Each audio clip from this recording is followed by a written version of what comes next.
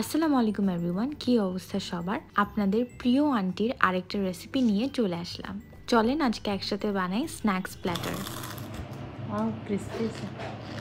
আজকে প্রথমে বানাবো অনিয়ন রিংস। অনিয়ন রিংস যখনই গেস্টদেরকে আম্মু সার্ভ করে, দে লাভ ইট সো মাচ। আম্মু এখানে দুইটা বড় বড় অনিয়ন্স নিয়ে এইভাবে গোল গোল করে কেটে ফেলেছে। তারপর একদম ঠান্ডা পানিতে আম্মু অনিয়ন্সগুলো 30 মিনিটসের মতো রেখে দিয়েছিল যাতে নরম হয়ে যায়। অনিয়ন্সগুলো পানিতে রেখে আম্মু একটা ব্যাটার রেডি করে। ব্যাটারটা রেডি করার জন্য আম্মু একটা বলে নিয়ে ফেলেছে ময়দা, কর্নফ্লাওয়ার, চিলি ফ্লেক্স, মরিচের গুঁড়া, সাদা গোলমরিচের গুঁড়া, জিরা গুঁড়া, গরম মশলা, বেকিং পাউডার আর লাস্টলি অ্যাড করেছিল লবণ। তারপর সবকিছু একসাথে ভালো করে মিক্স করে নেবেন।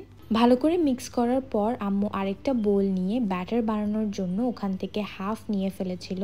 তারপর আম্মু গ্র্যাজুয়ালি পানি মিক্স করে করে একটা ব্যাটার রেডি করছিল।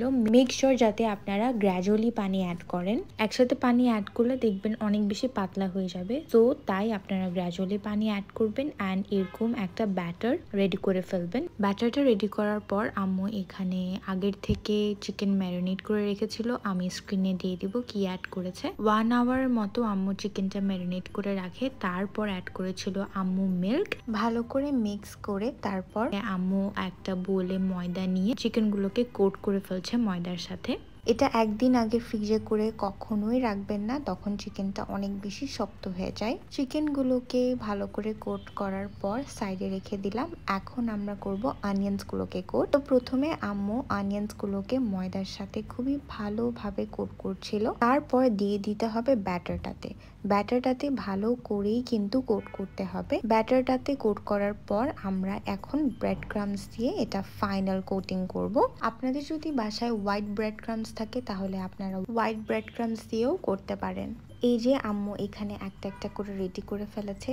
এটা বানাতে খুবই ইজি। এটা আপনারা খুবই সুন্দরভাবে কিন্তু আপনাদের গেস্টদেরকে সার্ভ করতে পারবেন। এখন আমরা অনিয়ন রিংস আর চিকেনগুলোকে ভেজে নিব। প্রথমে আম্মু অনিয়ন রিংসগুলোকে দিয়ে দিল অ্যান্ড দেখতে এত প্রিটি অ্যান্ড এত সুন্দর লাগছিল। আপু অনিয়ন রিংসটা খেতে খুবই পছন্দ করত, তাই আম্মু বানানোর সময় শুধু আপুর কথাই বলছিল।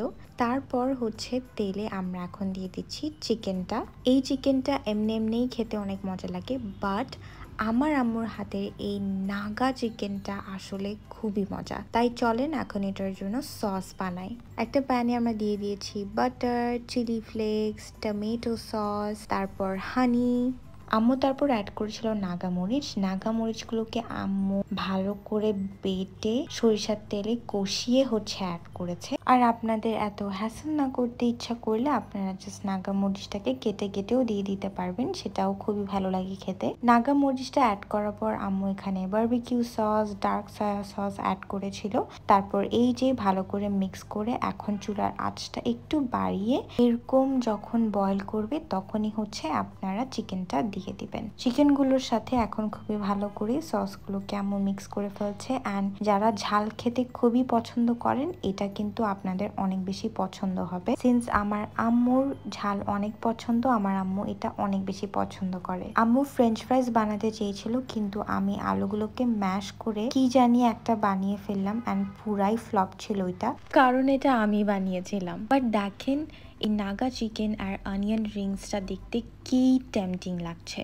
ট্রাস্ট মি, আপনারা বাসায় একবার হলেও এটা ট্রাই করবেন অ্যান্ড ট্রাই করে ডেফিনেটলি আমাকে ট্যাগ করতে ভুলবেন না। আর আমি একটা একটা করে সবগুলোর রেসিপি আপনাদের সাথে শেয়ার করব। So that's it for today's video. Don't forget to like, comment and share this video. Thank you everyone for watching. আল্লাহ হাফেজ।